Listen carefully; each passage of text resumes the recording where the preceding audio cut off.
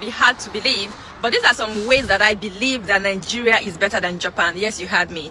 Japan is not all that, in everything. There are some things, some places that I personally believe that, I'm on for this one, Nigeria better parts, and I'm going to be sharing them with you.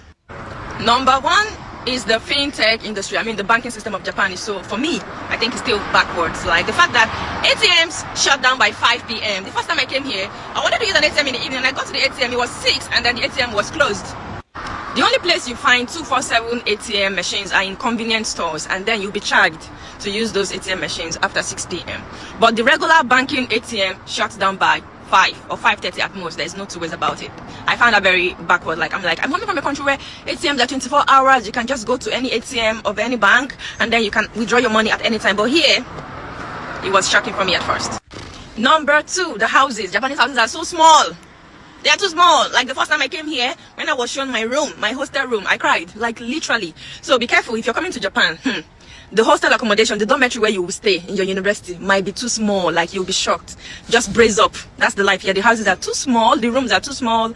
And coming from Nigeria, where we have spaces, big houses with big compounds. For me, I feel like in terms of housing, Nigeria is better.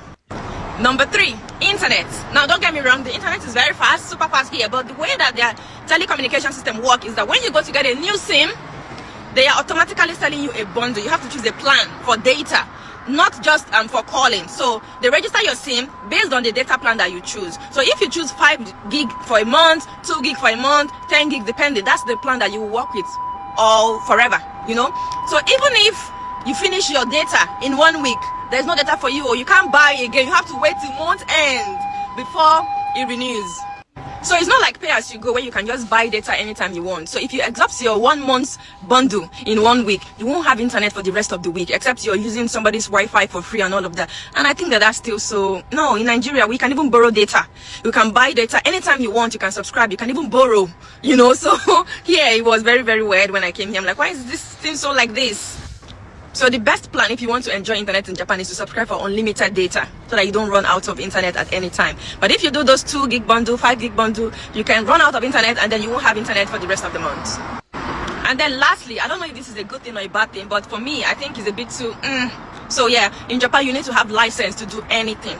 Even to be a taxi driver. You cannot just put your car out there on the street and start picking passengers and driving. You can't just register into this maybe like Lyft or Uber, but you can't. You need to have a license to become a taxi driver, and for every other thing. Let me also add, I'm not talking about driver's license to be a taxi driver. Driver's license in addition to taxi driving license. You need to register with the government to be a taxi driver and have a clearance that yes, this person can be a taxi driver. It's different from the general driver's license that everybody needs to drive. So don't mix it up. Like today I went to do my nails. You need to have a license to be able to do nails, to be able to make hairs, to be able to cut hairs. Everything requires a license. You have to be licensed to do anything, and I think that's a bit too trifling, right? So you just cannot provide any service, even if you're very skilled in that, without having a license. So I don't know if it's a good thing or a bad thing, but I'm just telling you what I feel like. In Nigeria, we are freer. You can decide to open a hairdressing salon, a barbing salon, be a taxi driver whenever you want. But here, not for foreigners, I'm telling you, for the Japanese people, you need to be a licensed hairdresser, licensed barber, licensed nail tech, licensed anything to be able to render any service. So guys, what do you think? Do you think it's a good development or not? For me, these are the ways that I feel like Nigeria is better than Japan. Let me know if you agree or disagree. Japan, all these things where they implement for their system is one of the best things in the world. Not be only Japan that they do, even for Europe now, so that they do all these things. Everything supposed to get limits. You get my point now? Everything they're supposed to, not be saying that they arrange life. That is called arrangement. So they arrange their life, they arrange their country. Now make you come off for Bongo, Nigeria, go there. You get my point now, my sister? Baroro.